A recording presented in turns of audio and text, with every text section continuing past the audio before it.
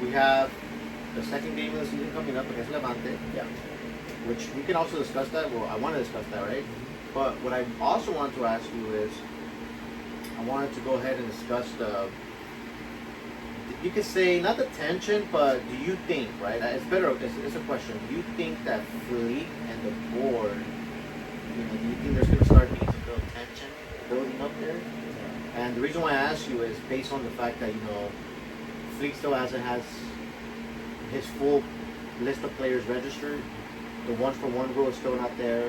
Do you think, things like that is what distracts maybe a manager from strictly just coaching it? Yeah. So we can discuss the Fleet. Let me go ahead and start with the Fleet thing, and then we'll go ahead and transition over to the game. What are your thoughts about the Fleet thing and the Barcelona board? Yes, well, so after the comments that he made, after the press conferences, I mean, you can kind of see that there's starting to, some frustration is starting to build up, and it's understandable because I mean, you really think about it, right? Okay, when he first came in, he knew the situation that Barca were in, Right. And I'm pretty sure that when he got together with Deco and with Laporta, with the board that were gonna hire him, I'm pretty sure they told him, I assume, right? Like, hey, we're working on that. We're working on getting back to the one-to-one rule. They pretty much, propose to Fleet what the project is or what they're working on to have a successful team, right? So with that being said, I'm pretty sure because otherwise Fleet maybe would have thought twice about going there. Let's say Laporta or Deco when it came to him, like, yeah, we don't know if they're going to be able to register. Yeah, I don't think they went to him, in that manner. Because they were trying to get Fleet. Right. Let's not forget, right? They wanted to pay him a good. Yeah, like, hey, we're working on these things soon. We're most likely we're gonna get this done or this, that, or whatever, So, you come a year later, right? Yeah. A year later, a year and a half later. No, he didn't finish from last season. Yeah, so they started full season. Yeah, so a year later you come and the same thing, the same issues are still there. Right. And you see that, technically speaking, they haven't worked really on anything. The one-to-one rule has not been accomplished, and that's something that's been going on from the season of last season. Yeah, dude. The one-to-one rule, the problems of registering players. Let's not forget that last season when they got Olmo, they couldn't register him. Right, yeah. Until who knows how many months later. Him and who else? It was Tech as well, right? Yeah, there you go. Him. Yeah. They couldn't register them. So then, Fleet from his part, he's probably like, okay, well, I kind of knew that this was going to happen, First season already, the first season, I kind of knew this was going to happen, like, this is not a surprise to me. I trust in the club, they're going to work for it, they're going to get it done. They got it done or whatnot, whatever, right? The point is that you come a year later, the following season, and it's the same thing. It's like you have a whole new year to work on, let's say, departures, signings, right? And registration salary issues, cap, right? Contract renewals, yeah, right? So the reason why, and I agree with you 100% on all that, because just to add to it, right? I think that this is exactly what Xavi warned Flick about. When Xavi left, I remember he gave a press conference, obviously every coach does, and he said, because I asked him, what would you like to tell Flick?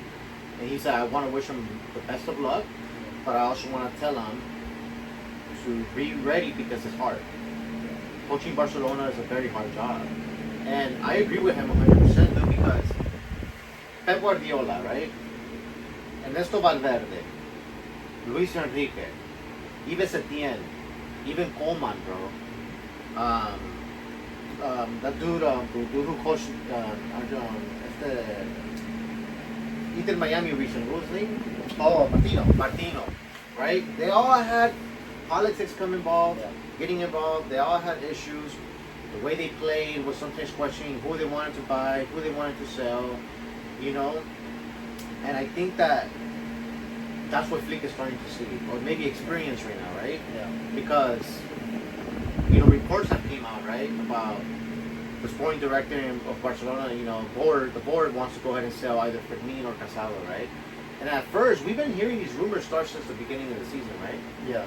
Where people were saying like, oh, Casado's, he's potentially going to leave. But then we were like, maybe not, But then these rumors started getting bigger and bigger to the point where supposedly Barcelona had notified Casado that he may not be getting playing time. Mm-hmm. And the reason why we say what we say is because maybe there's some tension building up. is because supposedly the board tells Casado, hey, you might not get playing time, so the best thing for you to do is maybe possibly leave. And then I said, Fleet comes out in his press conference, before tomorrow's game, and he states, no, I don't want Casado to leave because the season is very long and we need every player that we can, that we can use. So yeah, so right there you can see What the you thinking, bro? right there you can see the kind of like them going at it with viewpoints that Yeah. Flick is basically telling the board, I don't want Casado to leave, and the board is saying, well, we need to get some money, so we're gonna have to sell this out if that offer comes. And therein right there tells you, bro, the lack of preparation and the lack of planning when it comes to, I want to say Deco and basically the board, right? The sporting director. Yes, because if you're saying that you want to save money and salaries, right? Okay.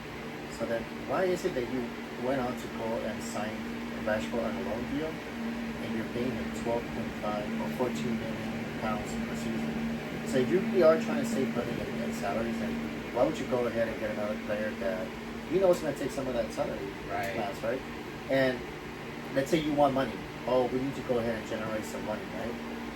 And we talked about this. So why is it that Casado is the first one that's being looked at? Well, there's other players like Ferran Torres, whom you can get some money for, and it's comfortable just coming off the bench and being a bench warmer, and it's in the top 10 highest paid players of the club. And let's explain why, right? Why we say Ferran Torres, right? Because we would admit, right? We have criticized the guy, we have bashed the guy. Don't talk good about him, bro. What are you talking about? He's came in and he's had his Shark? moments. Not the shark. He's had his moments, right, where fans will go ahead and look at little clips and say, oh, he's doing good, right? But when you see the whole game, you see like there's certain things that he should be doing, scoring goals, and he doesn't do them, right? Like the center that he missed. What game did he miss that center, bro? Against Mallorca, bro, right? Where he shot him at the left. Yeah. So. And he scored a good goal. That's true. Yeah, he did. But real quick, he scored a good goal, but he needed the player to go down on the floor and everybody to be distracted to score. Look. From a non-biased perspective, right? Let's be honest, right? Okay, you have Ferran Torres, right? He cost Barcelona 55 million, 60 million when they signed him, right? Yeah. He's the 10th highest paid player at Barcelona, earning how much? 10 million? It's like 10 million per season. 10 million per season for gross. That's equivalent to like about, I would say, 175, close to 200K a week. Around there, yeah. Salary, right? Give or take. Now, he's earning that, right? Last season, I don't think he had a bad season, right, for an average player, in my opinion. And I feel that if Barcelona really wanted to go ahead and save on some wages, and this is not coming from a biased perspective, this is just coming from like a business perspective. Yeah. You look at the squad, right? You say, okay, we need to relieve wages, and it'll be perfect if at the same time we can go ahead and get somebody for a player. So, okay, let's look at Ferran Torres. He's making 10 million. You know what? We can possibly get 35, 30 million for him. Let's go ahead and do that. Yeah, because and the reason why we're saying this too is because you just got a player who plays basically the positions that he plays for, which is Rashford. Right. So why do you need Ferran Torres then, right? And then on top of that, you also have players in Fermin or Gavi who are still young and they're hungry for a spot at Barcelona. And in my opinion, just how Gavi did the season with Xavi, let's not forget, Gavi was playing the left winger position at some point. So I feel that either Gavi or Fermin can adapt to that position if needed, right? Yeah. If needed. Even Olmo if needed, dude. Yeah, but now you have Rashford too. Yeah, that's what I'm saying, right? But let's say Lewandowski gets injured, Rashford plays as a false nine, and you need somebody there. I feel like Gavi, Fermin, even Olmo can kind of step up to the plate. Yeah, because you can put a finger on them. Bro, let's also break this down real quick, right? Luis de la Fuente, the Spain national coach, said something which I agree with him completely. He said, we don't need to adapt to Barcelona's playing style when it comes to playing with Pedri, because Pedri he's a really good player who can play multiple positions, right? Yeah. So Barcelona right now are currently playing with like 3 cams, you can say, right? Mm-hmm. So if that is the case, bro, let's say that, I don't know, a left winger gets injured. Let's say, you know what? Let's just say Lewandowski gets injured, right? You need Rashford to go ahead and play as a false 9 and number 9, right? Okay, dude, you can play with Pedri behind Rashford, Lamine Yamal to the right, Rafinha to the left, and then in the middle, bro, you could possibly put Casado if he comes back alongside with De Jong, Gavi with De Jong, or even you can Or rotate, Bernal. yeah, or even Bernal, bro. So what I'm saying is that you have a player. Thankfully, Barcelona has a player in Pedri who can play multiple positions that can go ahead and then discard you from feeling the pressure of losing a left winger or Yeah. even your number 9 getting injured. So at that point, bro, you look at the whole squad, you can say, hey, you know what? The one that makes the most sense for us to sell and based on wages and money, it's going to be Ferran Torres, dude. Yeah, he is because It's not being biased. Yeah, and this is not being biased because like we just said right now, right? You just got a player who plays in the positions that he plays in, Yeah. which is Rashford. So what's the point of getting Rashford at that point, right? And then another one that we can look into is if they really want to save money and salary, is Lewandowski. Right. Why do you still have a 37-year-old player, paying them that much wages if you really want to save on salary? Right. So it doesn't really make any sense. And then not only that, but I don't know if you heard, but there's rumors that they may extend his contract for I heard about that. one more season. To me, I don't understand. It doesn't make any sense. Dude. I mean, he's 37 already. This should be his last season. As a matter of fact, I think last season should have been his last season. And so these are two good players right there that you can potentially relieve both salary and you can relieve weight. You can generate some income and get rid of one of those two, right? Right. But they're still there. And then also on top of that, they still have the 4 goalkeepers. They still have the 4 goalkeepers, which in my opinion, it just doesn't make any sense, dude. And then here we come and we get to the point where, oh yeah, we have to sell Casado for me. Right. Why? And they're Why are you trying to sell your 2 most promising players in your squad? And they were free, dude. And they were free because they came from your youth You academy. get me? So it's like you start thinking about it, and then what kind of annoys me too is how bad Barcelona values their players, bro. In a sense, But they give price them wise, away. They give them away. I do not think Casado is worth anything below 80 million, in my opinion, right? If you want to be like, no, dude, you're a tripping. Okay, well, let's break it down, dude. Casado had a hell of a season, right? For Barcelona last season. The only reason why people forget about Casado is because he got injured. But let's remember the way he played and he was assisting the goals for Barcelona as a middle. Everybody was was talking about how good Casado was at the time, right? De Jong couldn't get his spot back if Casado was playing. Hell, I don't even think Fleek was thinking about giving De Jong as many playing times until he got injured.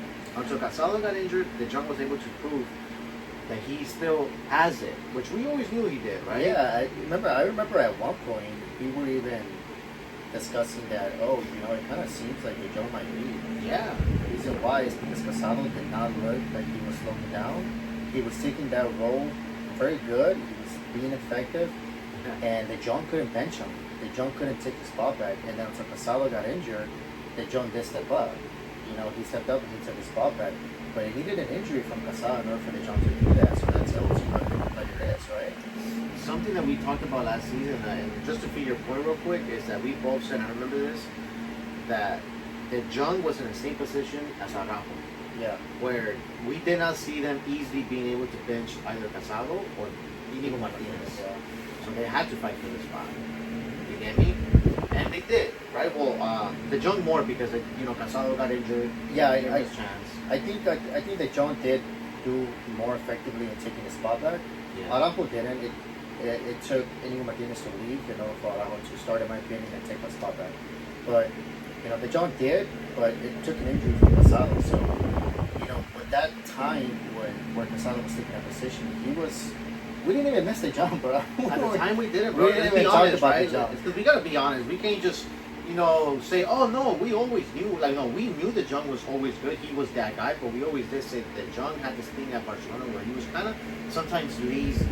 Yeah. We referenced the video where when he lost the ball, he kind of just stood there in one of the season games, and he didn't even track back. Oh, this is one of the games where I think he was starting to come back from an injury. Right. He had to Casado catch was already started. I think it was a Copa del Rey match.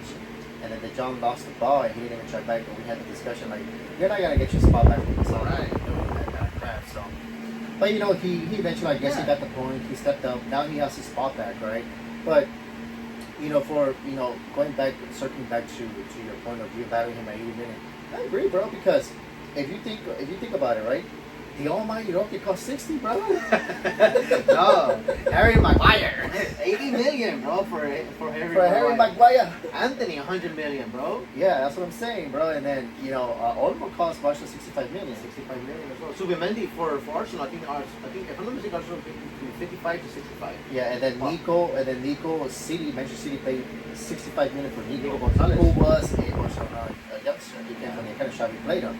So Casado, bro, yeah, between 60 to 80. I would say 60 to 80 million. Even that, bro. The reason why I'm so against letting go of Casado is because I potentially see him being the next CDM alongside with Bernal fighting for that spot for Barcelona, bro. And he's only 22. He's only 20. He's 24. 24, okay, but the Jung is 28 already, right? Yeah, 29? 28 or 29 years old, which he still has some time. Yeah, the Jung still has some more time, but Casado is the next one in line, in my opinion, to take over that spot. Alonso Bernal comes back from the ACL injury, right? And you saw Pedri, that's young, right? But Gabi, though, Gabi was going to be obviously most minutes. Yeah, I said it, though. You remember I told you in one of the chats we had, I said, hey, Fleet kind of had a good last season because a lot of the players were injured. Yeah. But now that all the players are back, all of them are going to want to play. This is where it starts getting a little complicated because you can't just say, I don't care about you, I don't care about you. And you gotta, unfortunately, have to make the players feel important. Otherwise, they start, kind of causing some rifts or problems. Yeah, of course. So then, and then that's why, we're, the whole debate or debacle with Fermin and Casado trying to be sold it doesn't make any sense, bro, because the Barca board, they're getting players like Victor Roque, Rashford, who Barca don't really need if you really think about it. The only reason why they got Rashford is because they felt that they didn't go Williams, let's be honest. Yeah, they got rejected by Nico Williams again, so they had to get a player to prove a point. And that's the thing, it's like, why are you getting those kind of players if you really need to go ahead and save money and generate money and save money and sell it and get back to the one-to-one, but it doesn't make any sense. So it goes back to, we're seeing this when we're pointing this out as fans, right? Now imagine Flick as a coach. Yeah, I know. He's saying, annoying it could be. Whom he basically said, I don't want Fermin or Casado to leave. I don't want them to be sold. I want them in my squad. So imagine how he must feel. And on top of that, Gerard Martin is still not registered. And he's counting on Gerard Martin. To the point where last week he had to sub in another youngster from the B team for Valde. But you know what I forgot his name. Oh, I don't know if you saw but he did sub in. Man, I forgot his name. He did pretty good though. Yeah, but I think that, to be honest, I think that's Fleet being a coach. Yeah. And Fleet saying, okay, I'm gonna go ahead and show you when I think Valde could have finished the game, right? Yeah, but I think true. Fleet wanted to make a point. Yeah. Because he keeps saying, I need Gerard Martin to be registered, right? And I agree with him. Only he knows what his plans are, like how he coaches, right? But I think that was his way of telling the board, look, I need to. This is the reason why I need Gerard Martin registered. Yeah. Yeah. It's just what Ancelotti did last season.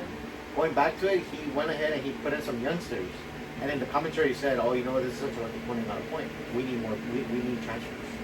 Yeah. That's basically the coach sending out a message to the board, to the president, like, hey, this is the reason why I need Gerard Martin registered. Stop delaying this. Get this done. And you can agree with him. Really. You could, because him as a coach, he knows what physical abilities the players have, because he gets that information from the coaching staff. Of okay, this player should be rested this amount of minutes, should play this amount of minutes. You should take him more slower than perhaps another player. This player is more at risk for injuries, and Bale is at risk for injuries because last season he got injured. Right. He was injured a lot. So then like you said, this is basically Flick saying, hey, I need Gerard Martin in my team, and this is the reason why. I'm gonna throw these youngsters in there and prove to you guys this is the reason why I need Gerard Martin. So let's see what happens, dude. Because this, like I said, we can go ahead and see like some rifts. Yeah, some tension starting to build up, and I did mention to you, Flick lasted at Bayern Munich 2 seasons, right? Yeah. And Flick has a contract all the way to June of 2027. But nothing guarantees that if things don't change, if they're still exactly the same way they are right now, nothing guarantees you that Flick might be like, you know what, this is it. Like, I'm gonna cut my ties here, and I'll see you guys next time. And I'm out. I'm leaving at a high. Let's say he wins something. Let's say he wins the league again, or the Copa del Rey, or even the Champions League.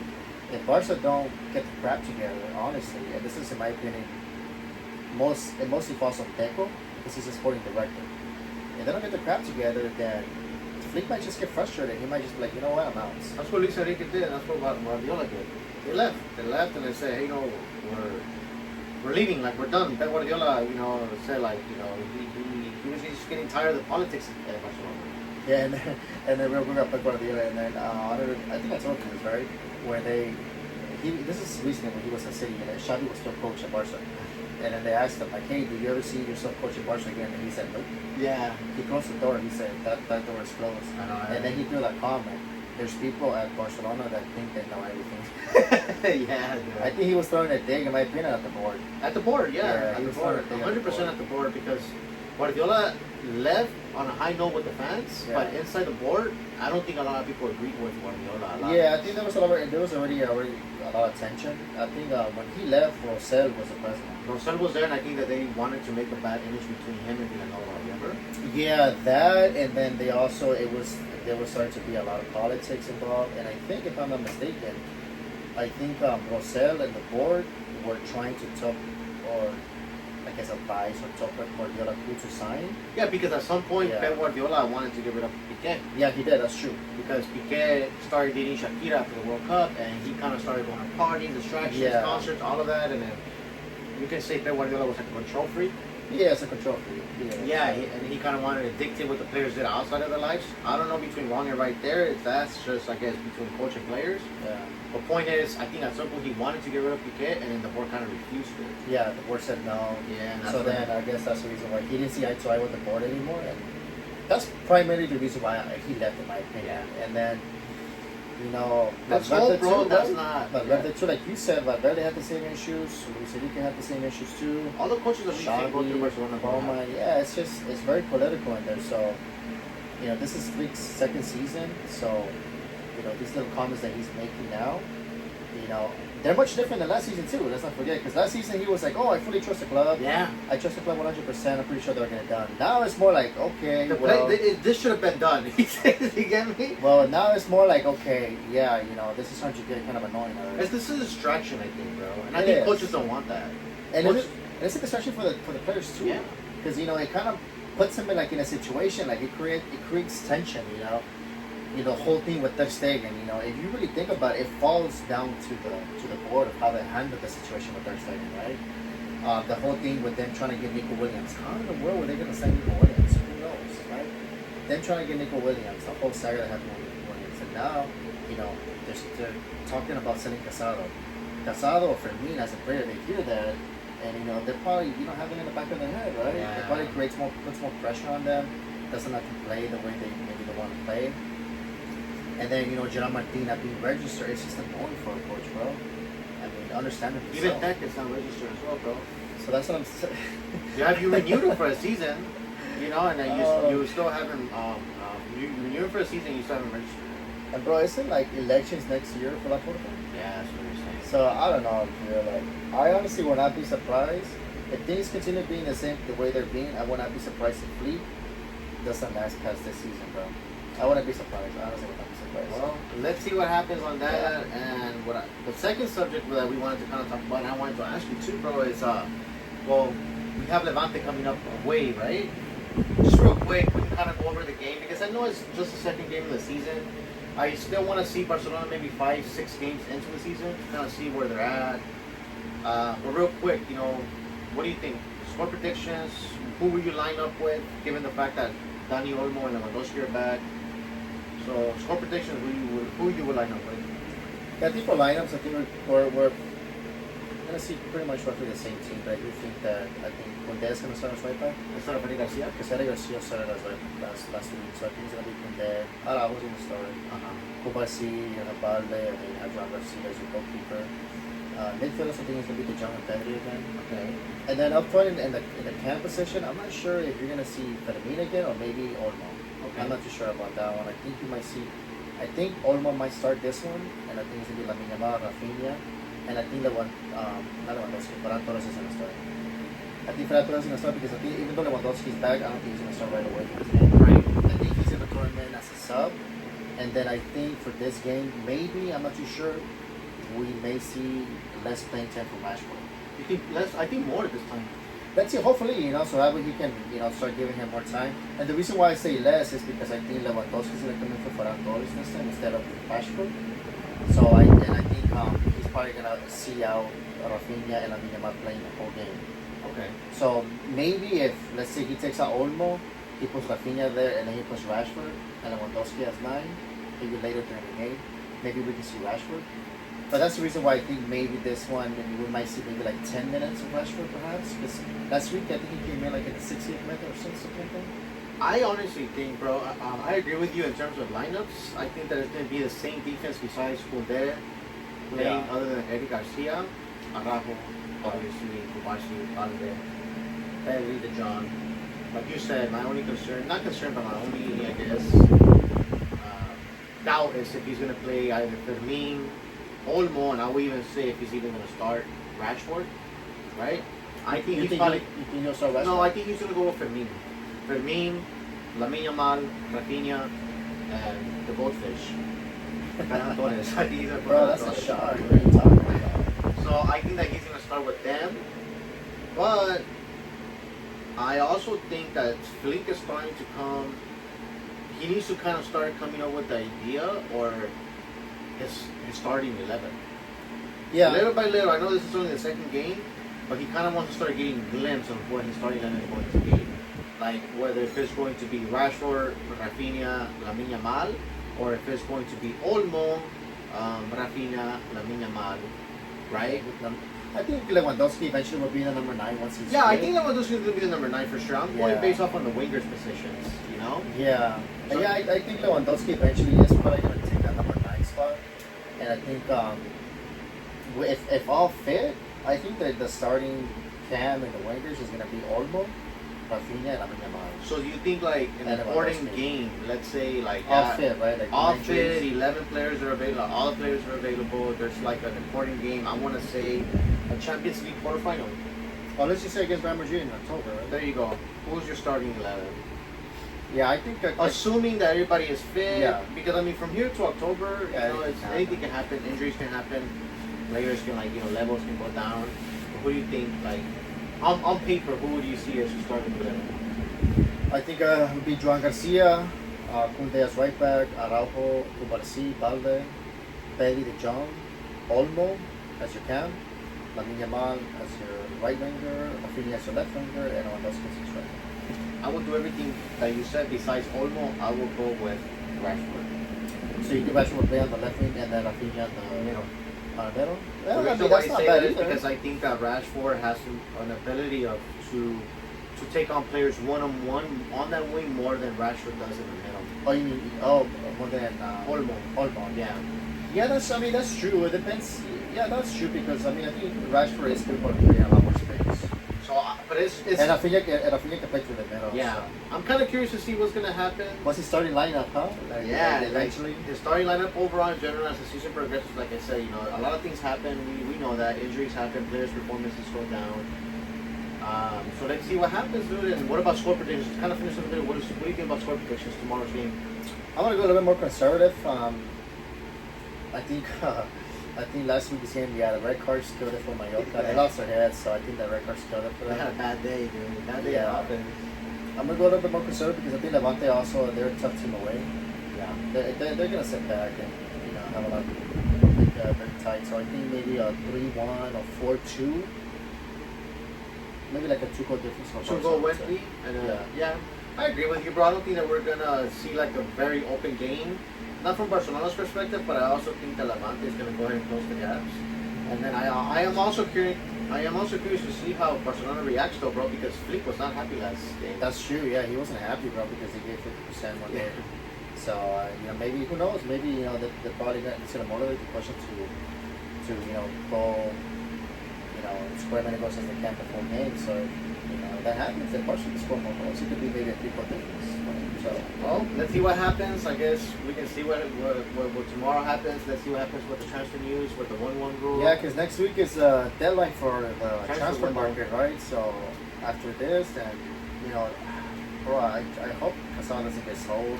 But real quick, I did tell you, and I mentioned to you, right? I would not be surprised, bro, if a club comes last minute of the transfer market and offers 25 to 30 million for Casado, bro. And I will not be surprised if Barca let him go. I honestly will not be surprised because Barca have a tendency of just giving away their players, bro. Casado, not as this is not going based on like the type of player. I'm just talking about the type of situation. Casado reminds me of the type of situation that Thiago Alcantara had to face in Barcelona. Yeah. Where we knew he was a really good player. But Barcelona at that time, it's not that they needed to let him go. It was just different that he wanted to go. That's a big difference, though. Casado doesn't want to go, bro. Yeah, right now Casado doesn't want to go, but Barcelona needs to let him go. Not him, a player go, you get me? But it just kind of sucks when you see a player like Diego Alcantara then go to Bayern, and he did really good at Bayern, at Liverpool, you know, and you see them, you know, like doing good, and you know they could be that type of player, dude, because you know how good they are. So hopefully this is not the case with Casado, but hopefully it's different, and hopefully we get to see Casado for many years, because I think he could be a really good Barcelona player, bro. It's just horrible.